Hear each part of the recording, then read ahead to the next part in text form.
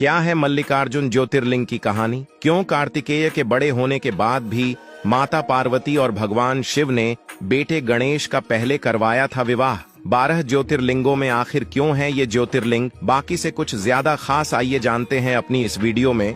दक्षिण भारत के आंध्र प्रदेश में बसा श्री मल्लिकार्जुन मंदिर भगवान शिव के प्रसिद्ध 12 ज्योतिर्लिंगों में से एक माना जाता है, जो शैल पर्वत पर बसा हुआ है। बाकी 12 ज्योतिर्लिंगों में इस ज्योतिर्लिंग के सबसे खास होने की वजह यहाँ पर माता पार्वती और भगवान शंकर का निवास स्थान भी है। मल्लिकार्जुन को 52 शक्तिपीठों में से एक भी माना जाता है। इस ज्योतिर्लिंग के बारे में कथा काफी प्रसिद्ध है कि एक बार भगवान गणेश और कार्तिकेय जी में इस बात को लेकर बहस होने लगी कि दोनों में कौन पहले विवाह करेगा। तब उनके झगड़े को शांत करने के लिए माता पार्वती और भगवान शिव ने दोनों को पृथ्वी का चक्कर लगाने के लिए कहा और साथ में ये भी कहा कि दोनों में से जो पहले चक्कर लगाकर वापस आएगा उसका विवाह पहले करवा दिया जाएगा। जिसके बाद कार्तिकेय जी तुरंत अपने वाहन मोर पर सवार होकर वहां से निकल लिए।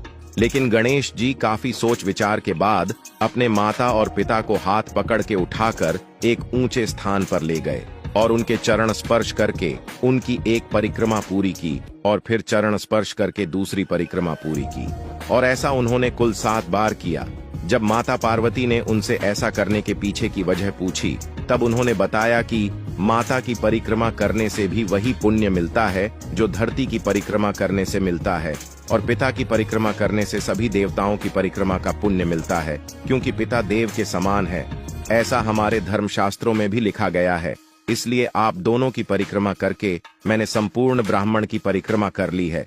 प्रभु गणेश की इस चतुराई को देखकर भगवान शंकर और माता पार्वती मुस्कुराने लगे और उन्होंने उनका विवाह विश्वकर्मा जी की दोनों पुत्रियों रिद्धि और सिद्धि से करवा दिया। उधर भगवान गणेश और उनके विवाह के बारे में नारद मुनि ने कार्तिकेय को भी बताया, जो पृथ्वी की परिक्रमा करके वापस लौट रहे थे। जब तक वो कैलाश पर्वत पर पहुँचे तब तक भगवान गणेश जी की शादी और उनकी 2 संतान भी हो चुकी थी। इस बात से कार्तिकेय भगवान काफी नाराज हुए और वो माता पिता को प्रणाम करके वहां से दूर एक पर्वत पर चले गए। तब माता पार्वती ने नारद मुनि से उन्हें समझा बुझाकर वापस लाने के लिए कहा, लेकिन नारद मुनि भी ऐसा करने में असमर्थ रहे और वो कार्तिकेय जी को समझा बुझाकर वापस नहीं ला सके।